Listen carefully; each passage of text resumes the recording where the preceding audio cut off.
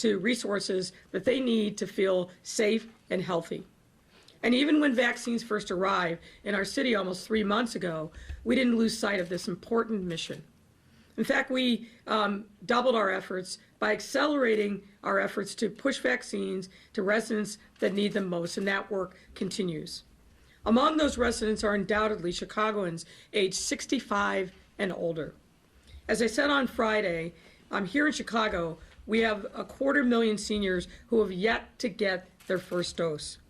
And when you take into account all of Cook County, that number jumps to nearly 500,000. In order for us to truly rise above this terrible pandemic, we must get our seniors vaccinated as fast and as humanely as possible.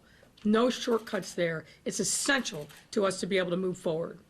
Because we've seen that in Chicago, regardless of the underlying conditions, vaccinating older residents has the biggest impact on preventing COVID-19 related deaths, as more than 80% of the total number of COVID related deaths in Chicago have been in residents aged 60 and older.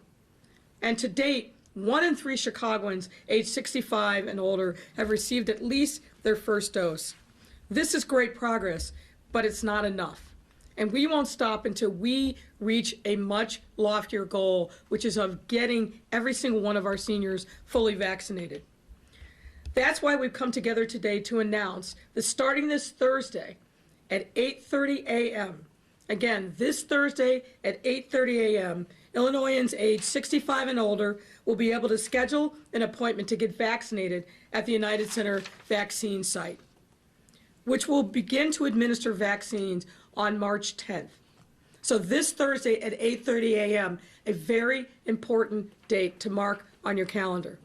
And in an effort to bridge the digital divide and further ensure equitable access to the vaccine, residents will now have 2 options for making appointments, and you can see them on the screens behind me.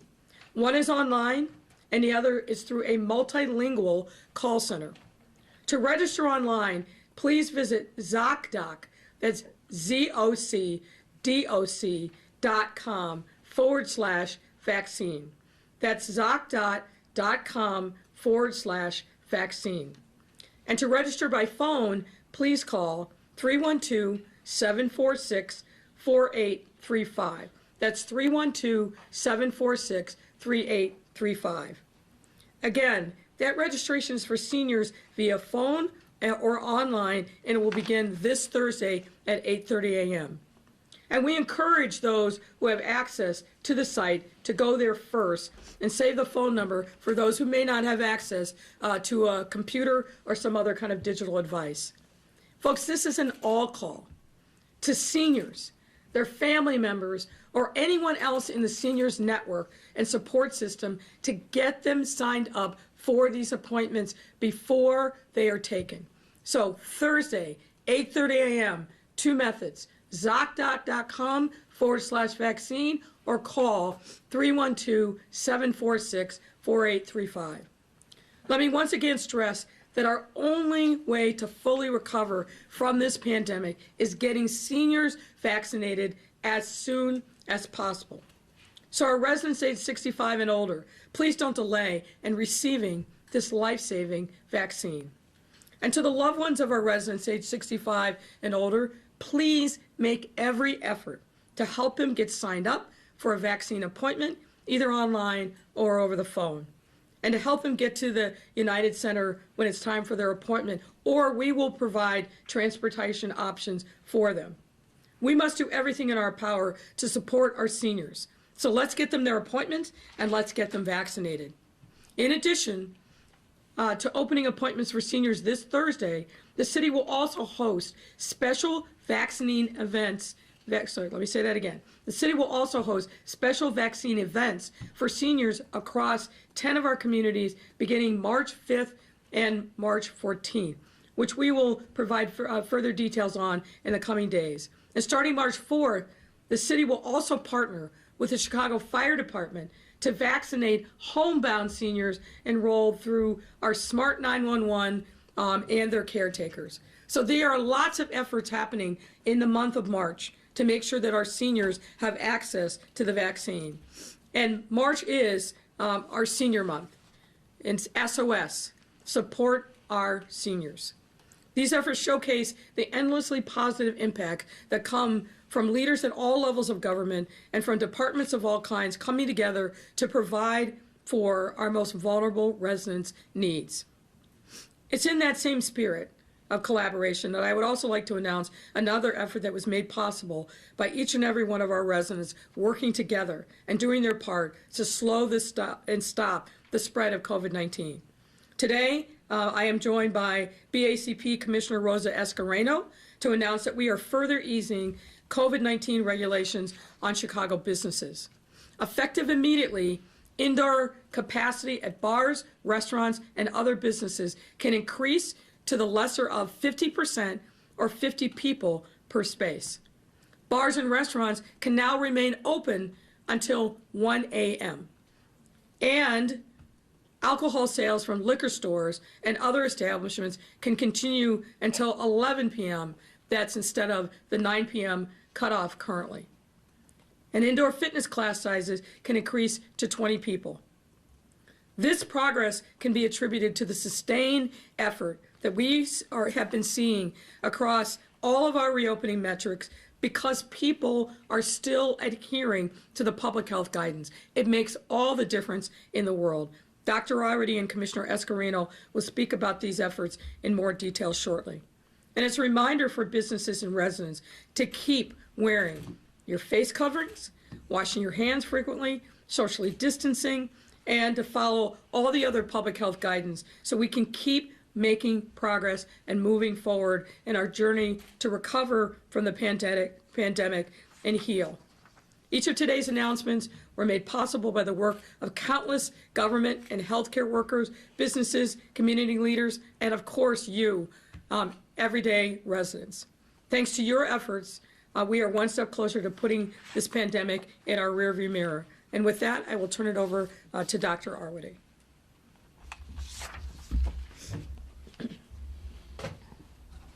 Thank you, Doctor.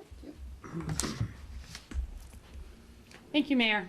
So a lot of good news today. And I just first want to underscore what the mayor said, that the reason we are seeing these improvements in COVID numbers is because people have continued to wear their masks, to socially distance, to do all the other things that have gotten us this far, and because we've continued to see very, very good demand for this vaccine. With J&J now on the scene, we have a third vaccine as part of our arsenal that will be rolling out over the week. Still, we don't have enough vaccine for everybody who wants it, but every day that calculus is improving and underscoring the United Center as a major improvement in terms of our ability to get vaccine first to seniors. So I want to go over some of the data. First, our COVID cases diagnosed per day. We are now averaging in the city of Chicago 283 new COVID cases every day. That's well under the 400 new cases per day where we really want to stay behind. We're still not under 200 new cases per day, which is where we'd like to get, but the numbers are looking good and slowly trending down. Our test positivity is at the lowest it has ever been since COVID got to Chicago. We are today at 2.9% test positivity. I'm going to clap for that. Yeah, absolutely. And that does put us in a lower risk category for that test positivity. We are also in a lower risk category for emergency department visits, seeing just 42 visits a day across all Chicago hospitals with people coming in with symptoms that could be COVID. We don't even wait to get the test. It's one of our quickest ways to look for any signs of trouble. And seeing just 42 people a day with symptoms potentially consistent is the lowest we've seen, again, since COVID got to Chicago. And then finally, our ICU beds. We currently have 103 folks in ICU beds across Chicago hospitals with COVID. We have 27% capacity. Both of those are still in the moderate risk range. But because all of our metrics have remained in the moderate or lower risk range, we are then able to expand to that 50% capacity, which you'll hear about. Just to show you some graphs quickly, this is our cases, and we'll post these online. This is the graph of what the cases have looked like throughout time. You can see the lowest we got was over the summer. We did get under that 200 case per day mark at 177 cases per day. We're at 283 now. We want to get that number even lower. We look at positivity, 2.9%. That is by far the lowest that we've had since we started. We were at 16% at the peak of at the top of our second peak here. We look at emergency department visits, like I mentioned, just 42 a day, the lowest that we've seen since this broke out. This is not dependent on testing. It's one of the most sensitive measures that we had, and it continues to improve.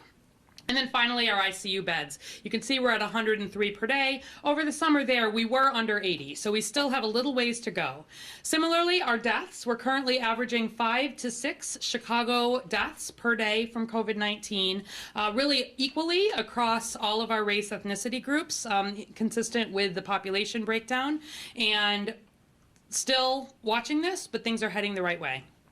Here's the deaths data.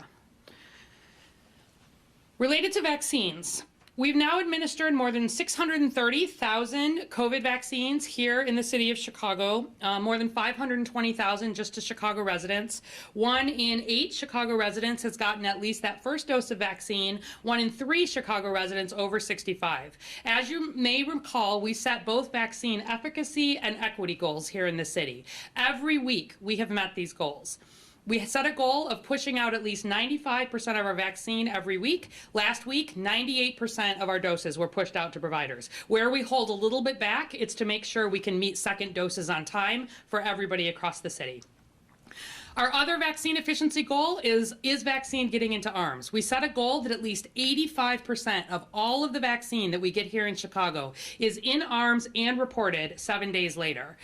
In fact, last week we were at 100% of those doses administered and in arms. We were helped a little bit by those weather-related shipping delays. I think people saw there is not vaccine sitting on the shelf, and in fact we are getting it into arms just as fast as it gets here. Our vaccine equity goals. Our initial goal is that the majority of Chicago's vaccine will go to Black and Latinx Chicagoans, given that 59% of Chicago is Black or Latinx. Again, last week, for the third week, we had 50% of our first doses going to Black or Latinx Chicagoans. And our Protect Chicago efforts are paying off related to equity as well. As you may recall, we have Protect Chicago Plus, which pushes additional vaccine and extra focus on the 15 community areas at highest risk for COVID and with more barriers to potentially getting COVID vaccine. And where we look across the city, the 5 most improved community areas related to first dose vaccine coverage last week across all 77 community areas, 3 of them, Belmont, Cragen, Gage Park, and Archer Heights, are all Protect Chicago Plus communities.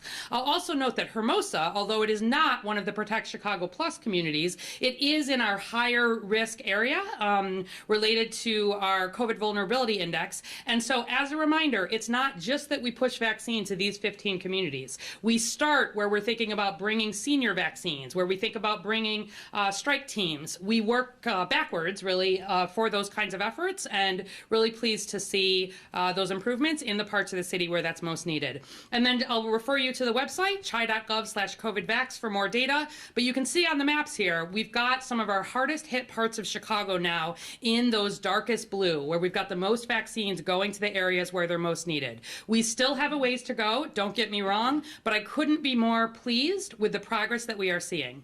I also want to highlight that for the first time, where we look over the last month, Chicago's COVID cases are looking like Chicago. We have seen the most COVID cases in white Chicagoans, followed by Latinx Chicagoans, followed by Black Chicagoans. We've not been able to say that for months. And the good news is all of those numbers are heading down in the right direction. We've got more than 540 bricks and mortar providers enrolled across Chicago. These reflect everything from outpatient clinics to hospitals to pharmacies. We don't have enough vaccine to push vaccine to 540 providers yet. But as more and more comes in, we'll be able to get this out. Again, the number one way people in Chicago, including seniors, are getting vaccinated is by their healthcare provider. It's a best practice, and it's one that we want to see continue. And then I wanted to highlight some of the mobile COVID-19 vaccination sites. Because in addition to what you're hearing about at United Center, we and our partners have been working really hard to bring vaccine into settings where it's most needed. So already, some of this is through the federal pharmacy partnership, some of this is directly the City of Chicago, some of this is working with partners. But already we've had visits at 79 skilled nursing facilities, 28 assisted living facilities, 91 senior housing facilities, some of those in the federal program, most not, and we have every CHA building booked for a mobile vaccination clinic by March 22nd. We've also done 62 intellectually and developmentally disabled facilities, 9 behavioral health facilities, and more. You've heard us talk about our work bringing to homeless shelters, bringing to domestic violence shelters, bringing to any settings that have been concerned. And in March, we're also going to be doing more of this strike team work with some of our highest risk manufacturing settings, places where we've seen outbreaks. Again, bringing the vaccine where it's most needed. And you'll see on this map here, and we'll put this online, the blue and the black dots represent where we've had appointments. The red and yellow circles are where we were last week. And we've worked hard to bring extra mobile vaccination sites to places where there may be fewer bricks and mortar sites. So more than 110,000 United Center appointments in March will open for booking, as you heard, on Thursday, March 4th at 8:30 a.m.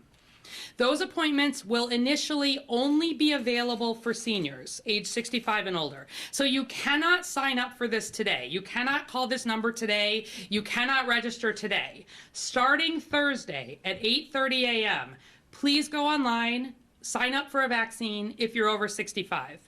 Then, on Sunday, March 7th at 4 p.m., any unfilled appointments would be open to others. So if all 110,000 approximately appointments are not filled by seniors, they would then open, consistent, of course, with CDC guidance that we want to make sure that all appointments are being filled. Again, you already saw, but ZocDoc.com/vaccine is how you book these United Center appointments. And for people without internet access, registration help will be available through this line. The call center will be open Monday to Saturday, 8 a.m. to 8 p.m., and Sunday, 8 a.m. to 4 p.m. I also want to highlight that at the United Center, we're doing a lot of work, again, with all of the partners involved here. As you heard last week, this is federal personnel, lots of work with the state, with the county, with the city, with providers. We have worked to make sure, for example, there is a portion of the United Center for people who have limited mobility. If you need a wheelchair, we can help with that. There will be on-site language translation. If somebody needs to bring a companion with them to help walk them through the vaccine process, you are welcome to bring one companion. That companion does not get vaccinated. The vaccine, again, focused first and foremost on people over 65, but you're welcome to bring somebody if needed. And through a partnership with Uber, there will be, for people who are not able to get a ride, there will be a possibility for 20,000 people to be able to get free Uber rides to and from if they are City of Chicago residents over 65 who need a vaccine. You'll get access to that after signing up through ZocDoc or if needed through the call center. And with that, I am happy to bring up Rosa Escarano, the Commissioner from Business Affairs and Consumer Protection, to talk a little bit more about why this good data means that we are in a place to be able to further do some careful reopening.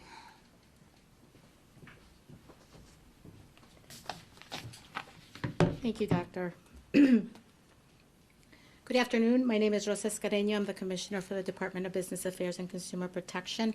And just 3 weeks ago, Dr. Arwady and I stood here and said that we would announce a pathway towards a 50% capacity for bars, restaurants, and other businesses. And so here we are today. All these great news and projections that have been provided to you are the reason why we are continuing to reopen even more. And so we remain very cautiously optimistic that we are going to continue to see this easing of restrictions. And so today, as the mayor indicated, I am pleased to say that we have reached the established benchmark and are now at 50% indoor capacity or 50, whichever is less. Obviously, this is great news, and to be honest, I didn't expect that we would actually be here so soon. But I think that the wearing of the masks, certainly all these measures to vaccinate our residents across the city and really targeting our areas of need have really helped to make sure that we're all moving in the same direction, including our business community. So As all of these COVID benchmarks and metrics are looking really good, we continue to urge diligence and caution as we continue to reopen. So I just want to say that the numbers are great. I am extremely happy to be here, but however, I do want to make sure that our rush to reopen does not endanger any good progress that we've made. And as all of you know, the painful indoor dining closings that we did just last fall is still, just very, very present in our mind. So I want to make sure that as our business community now starts to open, that they keep that in mind. And so today, as the mayor indicated, we are now increasing the 50% capacity. This includes the bars, restaurants, and events.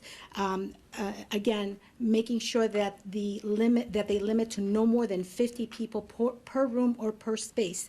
Larger establishments can divide rooms into multiple spaces with impermeable barriers that are at least 7 feet in height, but within those spaces, you must still keep the capacity of 50% or fewer than 50 people, whichever is less. Bars and restaurants can remain open until 1 a.m., and they can also serve liquor until that time. But please note that patrons must all be off-site by 1 p.m. There are no exceptions here. And the food pickup and delivery may continue after 1 a.m., but restaurants must be closed to the public, and again, no exceptions. We will be paying very close attention. Liquor stores and other businesses with packaged goods license can sell alcohol now until 11. As the mayor indicated, we're increasing the time frame from 9 to 11. And again, I just want to caution, and I'm extremely happy that we are moving in this direction, but for any late night establishments or liquor establishments, our enforcement team will be out there. As you know, we have a nights and weekends team. We partner with the police department. So again, want to work with our business community. They've been great partners, but just an added layer of caution here. And then also our fitness classes can continue in those establishments and can increase to 20 people per class, but also the establishment totality must meet the 50% or 50 people, whichever is less, including paying close attention to the distance of a spacing of 6 feet per person inside those workout establishments. And again, keeping our community safe from the spread of COVID continues to be our #1 priority. So what that means for bars and restaurants and all other event spaces is that regulations will remain in place, including the following. The no more than 6 people per table still remains in place, 6 feet between tables. Patrons must be seated while eating or drinking. And bars that don't serve food must have a food partner in order to ensure that they are also being allowed to open with the stated timeframes. And this expansion of capacity cannot be an excuse to disregard the safety regulations. My team, as I've stated, we have very close partnership. We have 2 important initiatives. Our Large Gatherings Task Force, which includes multiple departments, including police and fire, that work with us, and the buildings department. So we will be going out there to ensure that these large gatherings are not happening. And then we have our weekends and nights and weekends team that is out until very late into the evening. So want to make sure that businesses understand that we are going to be taking the enforcement very seriously, and we are going to be addressing any of those issues with strong regulation. And then again, I just call on our business community. They've been extremely great partners. Why we are here is not just because the public has been doing the right thing, but our business community, they've been incredible partners. And as they now continue to reopen, I ask them to continue to stay vigilant on these new expansion regulations. And just a brief reminder that since March, we've conducted over 8,700 investigations, and our citations have been just at 5%. So again, we continue to be working in partnership, but now as we begin to open, we have to be much more diligent with keeping the regulations in place. And again, I just want to thank our business and Dr. Arwady for their leadership. There's a lot that we're doing to obviously keep our entire city working and moving in the right direction. If you'll just give me another minute, I'd like to repeat these in Spanish for our entrepreneurs of Spanish-speaking language. Buenas tardes, mi nombre es Rosa Escareño y soy la comisionada del Departamento de Asuntos Comerciales y Protección al Consumidor. Hoy me complace decir que el número de casos de coronavirus continúa disminuyendo. Basado en esto, comenzando hoy, podremos realizar el 50% de capacidad o 50 personas por espacio, el cual sea menos para todos los bares, restaurantes y otros negocios. Esta es una muy buena noticia para nuestros empresarios, ya que hemos estado trabajando a bajar esos números y asegurar que nuestras empresas y los negocios pueden abrir más cada día. Pero la prisa para reabrir no debe de poner en peligro el progreso que hemos hecho todos juntos. A partir de hoy, la capacidad de empresas ahora puede aumentar al 50%. Esto incluye los bares, los restaurantes y los eventos. La capacidad total permanece limitada a no más de 50 personas por habitación o espacio. Los bares y los restaurantes pueden permanecer abiertos hasta la 1 de la mañana y también puede servir el licor hasta la 1 de la mañana. Pero todos los clientes deben estar fuera del establecimiento a la 1 de la mañana. No va a haber excepciones aquí. También podemos asegurar que las licorerías y los negocios que venden productos empaquetados pueden vender ahora alcohol hasta las 11 de la noche. Estas eran los establecimientos o las licorerías que tenían que cerrar a las 9. Solo hasta las 11 de la noche, también no excepción. Las clases de gimnasio pueden tener ahora 20 personas y el establecimiento debe cumplir el 50% del límite de capacidad. La prioridad número 1 es asegurar que estamos protegiendo a nuestra comunidad del virus COVID. Esto significa que los bares, restaurantes y eventos todavía tienen que seguir los reglamentos de no más de 6 personas por mesa, 6 pies entre cada mesa, y los clientes deben estar sentados con la mascarilla menos cuando están comiendo o bebiendo. Los bares los bares que no tienen licencia de vender comida deben tener una relación con un establecimiento de comida para poder tomar ventaja de las horas de alcohol. Y les quiero dejar saber que no deben de ignorar los reglamentos. Mi equipo va a estar trabajando con el Departamento de Policía y otros departamentos para asegurar que los reglamentos están firmes y están vigentes en cada establecimiento. Desde marzo hemos realizado más de 8,700 investigaciones con fianzas de solo el 5%. Pero les quiero dar las gracias a los empresarios y decirles que por su ayuda hemos podido seguir progresando, y les doy las gracias al alcalde, a Lightfoot y a la doctora Arwady por todo lo que están haciendo para proteger a nuestra ciudad. Ahora quiero darle la bienvenida. Now I want to welcome Dr. Luna from the Chicago Department of Public Health. Thank you.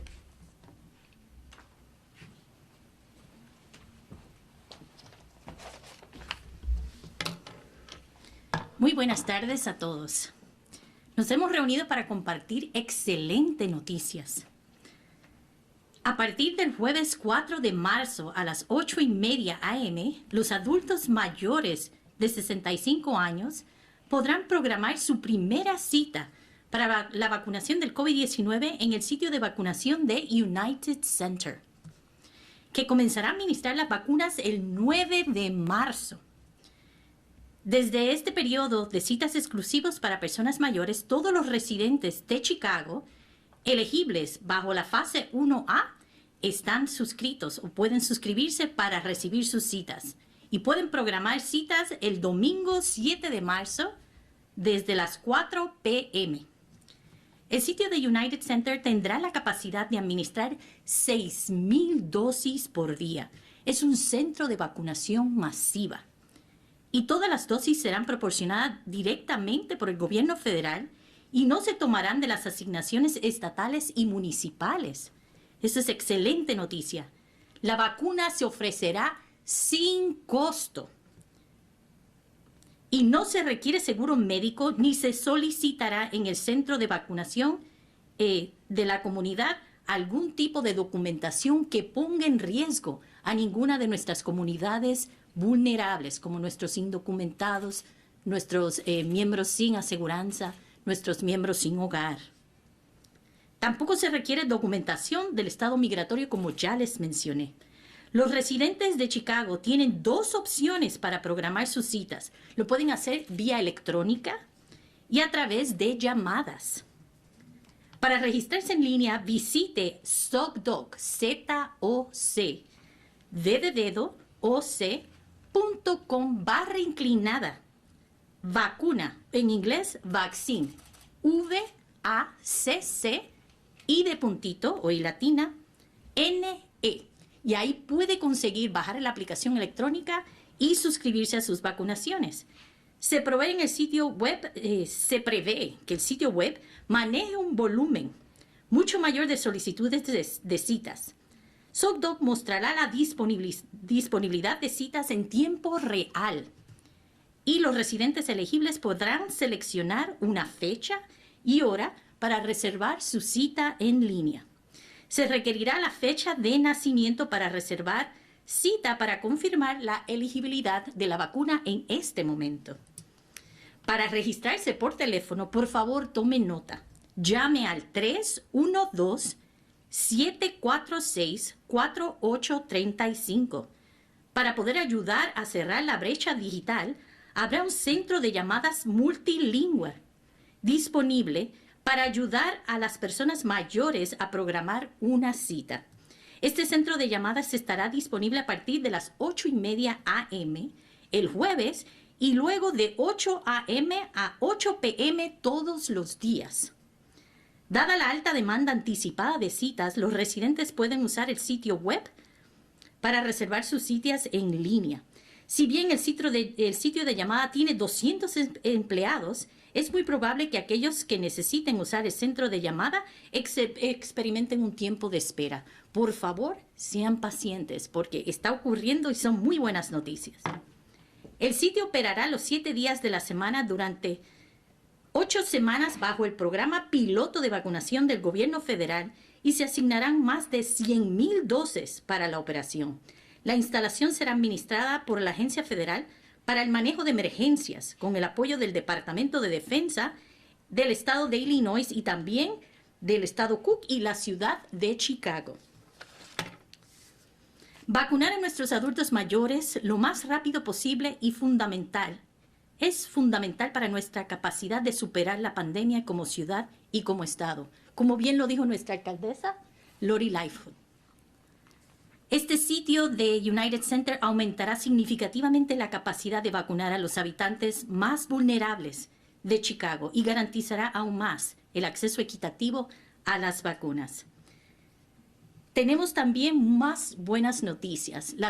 Este mes de marzo, estarán ocurriendo eventos durante la semana de nuestros residentes de mayor de 65 o más, que se llama el Senior Week. Tendremos 11 eventos ocurriendo y más información para darle al público. Estén muy atentos, se le van a estar dando servicios a comunidades altamente afectadas por el COVID, fuera de las 15 comunidades protegidas por la iniciativa de Chicago Protect Plus. Gracias a todos. Y gracias a nuestra alcaldesa y a nuestra comisionada, Arwady, y la comisionada Escarano.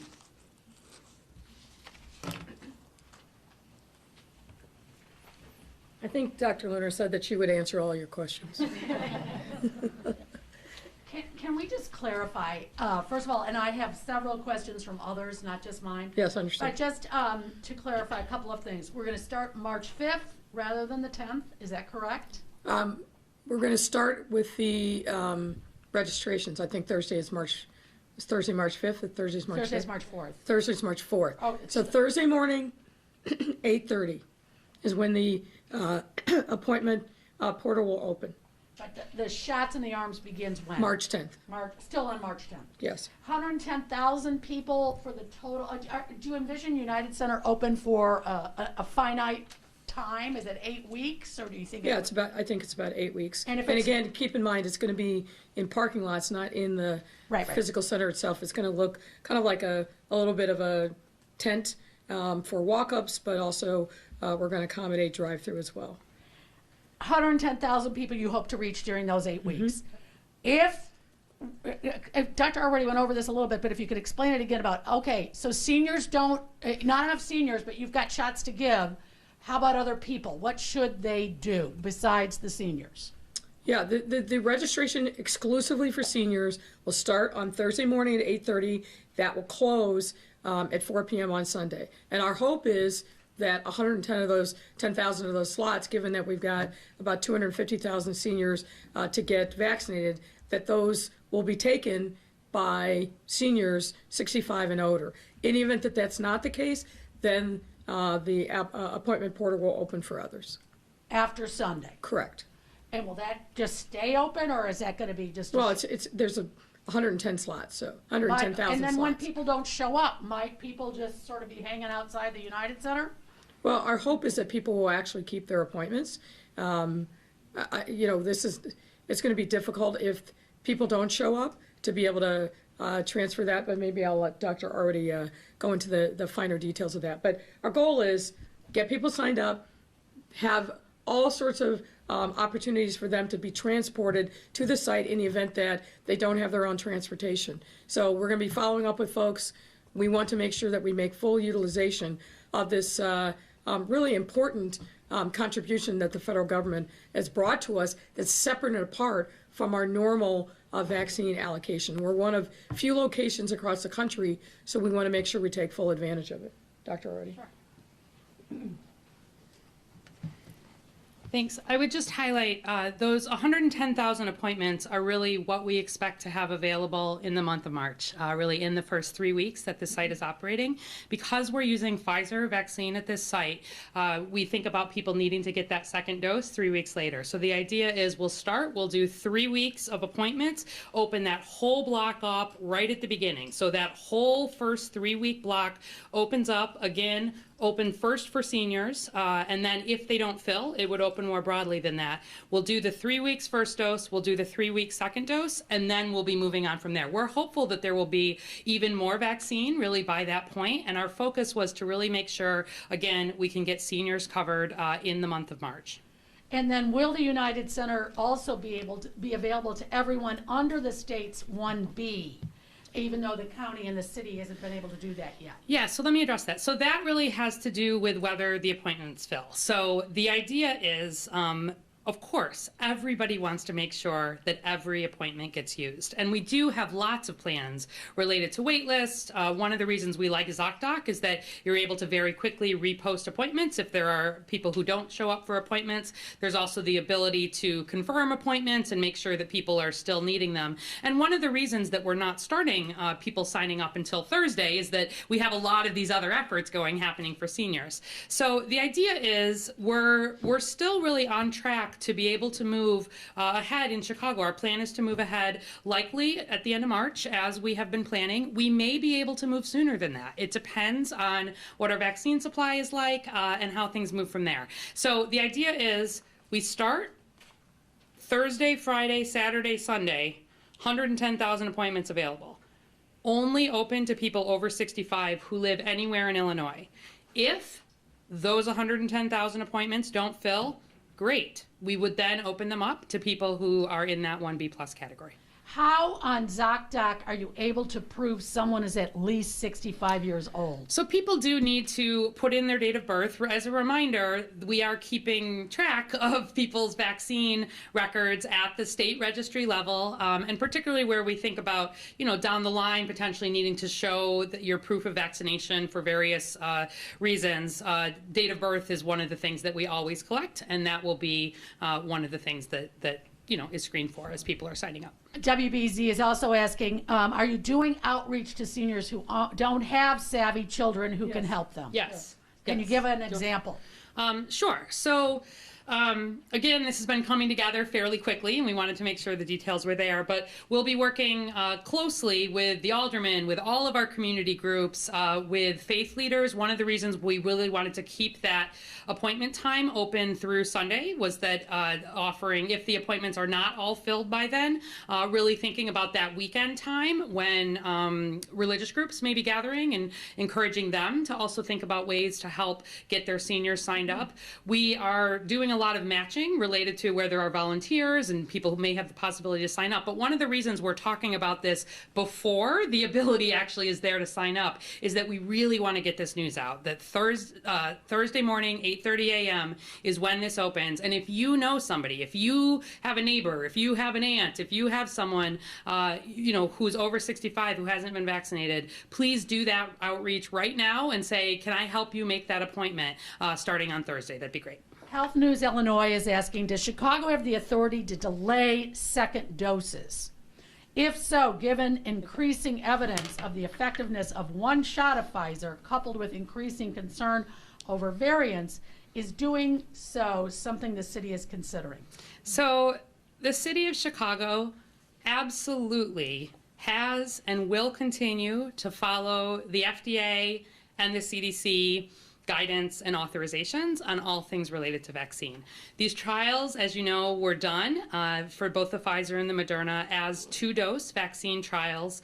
That is how they are authorized for use right now. That is how the CDC recommends them for use. And that is, in fact, how the city of Chicago and all providers, when we sign the acceptance agreement to be able to receive vaccine from the federal government free of charge, and that is the only way you can receive vaccine, you do sign that you are going to follow that guidance. So we will not be changing. There's certainly, as we see how well these vaccines are performing in the real world, which has been amazing, if there's a possibility in the future that that could be a recommendation, we would follow that, but we would always follow the recommendations of the FDA and the CDC on that. Chicago Tribune asking, with additional vaccine coming to Chicago, is the CDPH also considering moving restaurant workers up from phase 1C to phase 1B?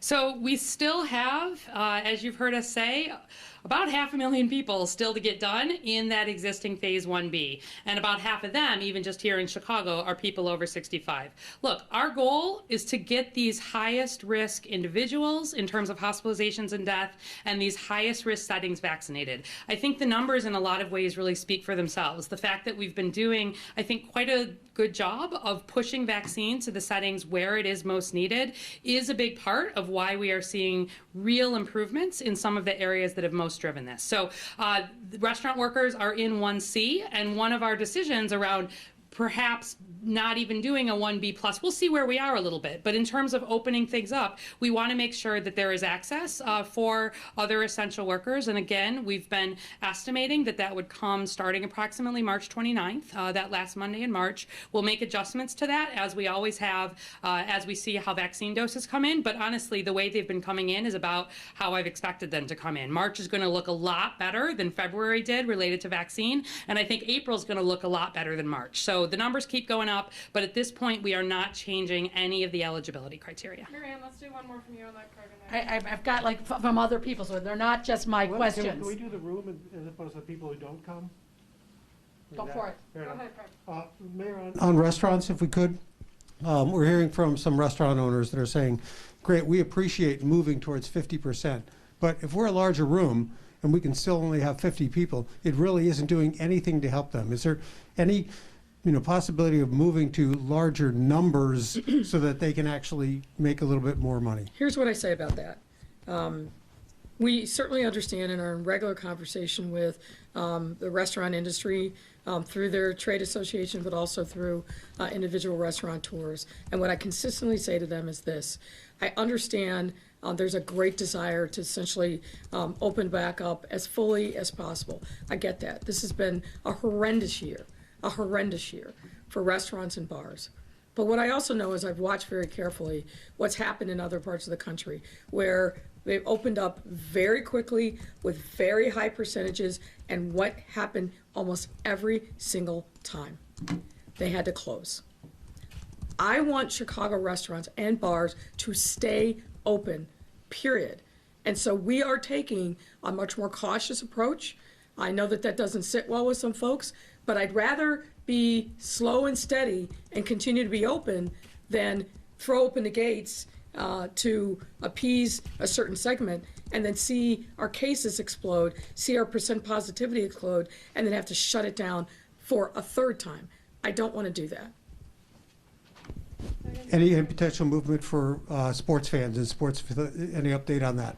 No, Cubs games, Sox games? not at this time, but I think there will be a point sometime this season where you'll see fans in the stands at both Wrigley and Guaranteed Rate Field, which I still call Sox Parks.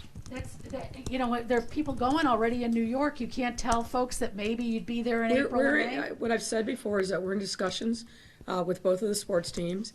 I think they've come up with very good plans. And when we are ready, we will announce what the future will look like for the potential of spectators in the stands. All right, let's give Megan a question. Mary, can you give her a second? Thank you. No worries. Actually, both of my questions are for Dr. Arwady. That's okay. Last week, the director of the CDC cautioned local governments things are tenuous. Now is not the time to relax restrictions.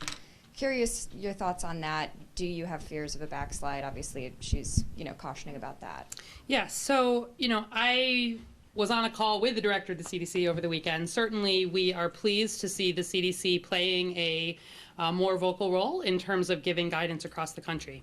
I think the largest part of that concern is that we are seeing states really start to think that COVID is just over, talking about dropping mask requirements, talking about not having any limitations in place at all. And, here in Illinois, we are 40th out of 50th states when we think about the number of cases that we're having per 100,000. And actually, if Chicago were a state, we would be 49th in terms of the number of cases that we're seeing per population. We are at a point, we wouldn't be doing this if we felt that making, again, these small turns of the dial are safe to do as long as people keep doing the things that we know work. So certainly I'm aware of that, and I am glad overall. I want to really highlight to everybody that we are not done with COVID, and it is not the time to say no more restrictions, but it is the time, at least here locally, to make those gradual adjustments, and that's why we're doing that. All right, this will be the last one. Okay. We'll give Marianne a couple more. I think she's She's getting all the pull handling ones. I feel bad. Yeah, so Okay. don't make me regret it, though. The last one was that we're hearing cases where facilities have thawed vaccine ready for patients who then fail to show up for their appointments. What is the city's guidance for those facilities? What should they be doing with the vaccine that might, Sure. have the Yeah, potential of and spoiling? let me just highlight again, because I feel like the question I actually get the most often is about, is vaccine being wasted? And it is not. When you thaw vaccine, when you thaw Pfizer vaccine from the ultra cold, you have 5 days to use it. And when you thaw Moderna vaccine from the freezer, you have 30 days to use it. And so we actually look at how many days, even as at the city level where we're pushing out vaccine, we will push the vaccine that has 1 day of use slapped on it to sites that we know will use it all at the beginning of the day. There's a lot of that kind of behind the scenes sort of planning that goes on. Where we talk about really unused vaccine or the potential for, quote, wasted vaccine, it would only be when a vial has been punctured. Pfizer vaccine has 6 doses in it. Moderna has 10 doses in it. So when you puncture that vial at the end of the day, you could have a maximum, say you had 1 person left in line and you punctured that, you might have 9 doses of vaccine that you then need to make sure are going to someone. We absolutely have set best practices where we ask people to ensure that they have wait lists available. Putting appointments back up on ZocDoc is certainly an option where we know that these turn around very quickly. But also, for example, like out of our own city of Chicago pods, we have used the opportunity to vaccinate the workers or the volunteers who are working at the pod at the end of the day. And this is some of where the work will be happening with Chicago Fire Department to bring those small number of unused doses at the end of the day to some of the homebound residents in Chicago. So there's a lot of planning, but I want people to hear that there is not wasted vaccine. There are not hundreds of doses. And we really are, the way we allocate vaccine in Chicago and the way people pull vaccine out of the freezers only on a week-by-week basis. We provide vaccine where people are able to say, here's how many appointments I have for this week, and they've got to show that they've been using 85% or more of their appointments each week. So we have a lot behind the scenes going on. We are not wasting vaccine here in Chicago, and we are doing, I think, a very good job of making sure that vaccine is getting to the people where it's most needed. Do you know anything about the Advocate Aurora announcing a vaccination site near Wrigley Field? Thank you. I would just say that, we encourage all of our providers to bring vaccine out of the clinic and into the community. We see many, many of them doing that. We particularly encourage them to do that in parts of the city that are in the higher COVID vulnerability index, but we're thrilled to see them do that everywhere. So what happens is that we don't typically have enough vaccine at this point to be able to over allocate vaccine. So if Advocate Aurora decides to use some of its weekly vaccine doses, and we've seen a lot of providers doing this, saying, I want to host a church event, I want to host a community event. When they're doing that from their existing vaccine supplies, we absolutely love it. We are able to provide some additional vaccine, particularly for those Protect Chicago Plus initiatives. And as more vaccine gets here, I think you'll see even more of that. It's not a matter of not being able to have locations or capacity to vaccinate. It's just been the amount of vaccine holding us back. Thank you. Off topic, Mayor, a question about the hunger strike and the folks from General Iron who are upset about the talks with your office. What's the latest you can give them as far as meeting and talking to them? Look, I certainly understand that the RMG application has created a lot of concern in that Southeast Side community, despite the fact that that company has been there for decades, as I understand it. We announced new regulations for large recycling facilities some time ago, and Dr. Arwady and her team are following those regulations. There has already been a significant amount of time for members of the public to weigh in, and I believe that there'll be a significant amount of time for additional comments from the public. But having set forth what the guidelines are, how we're evaluating it, making sure that the technical aspects of that permit application have actually been met, in addition to literally, I think, the thousands of comments that have been received already, the CDPH team is hard at work. My team has been in contact with representatives of the folks that have been on this hunger strike. I sent them a letter directly addressing, I think they had 10 points last week. We are engaged with the US EPA, also with HUD. So we're trying to make our way through this process, recognizing that there's a lot of emotions all around this because of the history on the southeast side of the city, and we're trying to be as responsive and respectful as we possibly can be. Last question that I have is that from Bill Cameron: does Governor Cuomo deserve re-election? I was waiting for somebody to ask me that question, right? Look, I'm not there in New York, and ultimately that will be for the voters of New York to decide. What I can say is this. Every woman who has been sexually harassed in a workplace setting, as I have been, understands how difficult it is for a woman to come forward and to speak her truth. And I think now what we've seen with now 3 women who have come forward, and the fact is that it looks like the New York Attorney General will conduct an investigation, and I think that that's important. I'm concerned about the allegations that have been made, and from the latest statements that the governor has made, it sounds like there's a recognition on his part that he said and did some things that were inappropriate. But that will be for the New York Attorney General to sort through as she conducts her investigation. But certainly it's concerning. Just before I came here, I heard comments made by New York City Mayor Bill de Blasio. We are way past time in this country where any kind of behavior that looks like that should be acceptable. Part of the challenge is that while we have opened up opportunities for women in the workplace, we've opened up opportunities in institutions made by and for men. So I think this provides us with another opportunity to really rethink what our institutional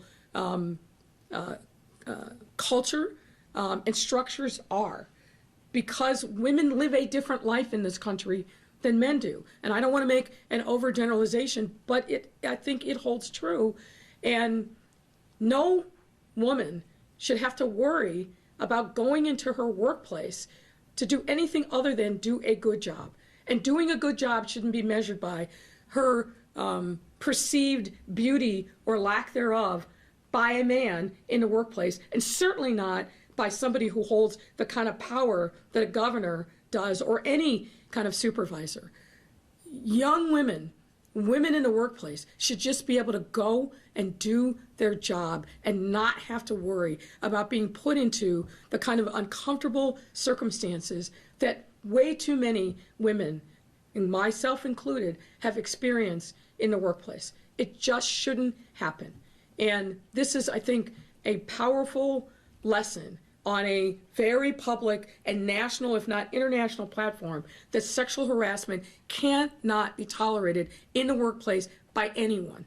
So there's a lot of questions that I think have to be answered there. The fact that one of the young women immediately made a report to the chief of staff, a woman, and to the special counsel, also a woman, and that the solution was to move her to another job, I think that raises some serious questions.